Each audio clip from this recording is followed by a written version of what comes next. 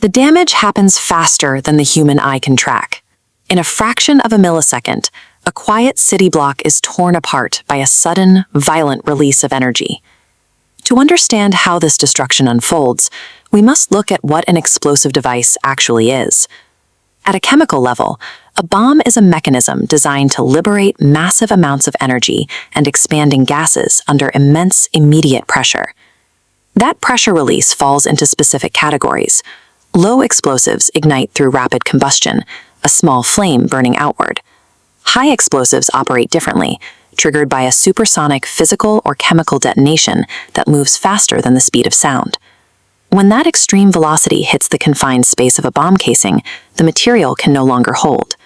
The sudden, pressurized liberation of energy turns a simple physical container into the starting point of a catastrophic, multi-stage event. The explosion doesn't hit its victims all at once. The very first chronological phase arrives before any fire, dust, or flying debris. It is an invisible, supersonic wall of pressure known as the primary blast wave. When this wave passes through a human body, solid tissue mostly absorbs the force, but areas containing trapped air cannot equalize fast enough. The extreme pressure load instantly crushes these hollow, air-filled spaces. We see this targeted trauma across several specific organ systems. The sudden compression forces inward, rupturing eardrums, causing focal hemorrhages along the lining of the intestines, and even creating structural damage deep within the spinal cord. But the most lethal target is the respiratory system. This is the result of that initial pressure wave passing through the chest cavity. This medical photograph shows the impact: pulmonary edema and severe, dark, patchy intra-alveolar hemorrhages, a condition known as blast lung. This dynamic creates a truly terrifying forensic reality. Because the primary wave is invisible pressure, a victim can look completely physically untouched on the outside, while having sustained fatal damage to their internal organs. Fractions of a second after the invisible pressure wave passes, the physical material of the bomb catches up. This marks the onset of secondary blast injuries. The first wave of physical trauma comes from the bomb's own shell. Forensic pathologists classify the jagged, fragmented pieces of metal ripped from the actual container as primary missiles. Then come the projectiles engineered to maximize human casualties. This photograph shows a collection of dense, metallic balls deliberately packed into the interior of a device. These are known as secondary missiles. The expanding energy also rips apart the immediate environment. Everyday objects, glass, rocks, street signs, are caught in the wake and turned into high-velocity weapons. These environmental projectiles are classified as tertiary missiles. The velocity is so extreme that even microscopic debris becomes dangerous. In this medical photograph, the severe black discoloration on a victim's legs is a phenomenon called dust tattooing. High-speed dirt and microparticles are blasted directly into the outer layer of the skin.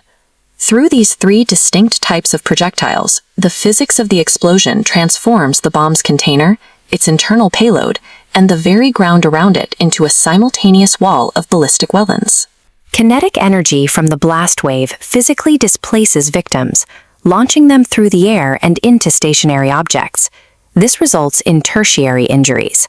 The human body breaks in a highly specific pattern when subjected to this level of displacement. This diagram outlines the distinct skeletal trauma. Victims consistently suffer severe mid-shaft fractures in the long bones of the lower limbs, while major structural joints like the knees and hips often survive the impact completely intact.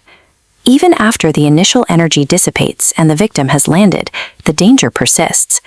The final category of trauma involves quaternary injuries, which encompass the lingering secondary environmental hazards unfolding in the blast's wake. Victims who survive the flight often suffer secondary flame burns from combustible materials, like plastics or clothing catching fire.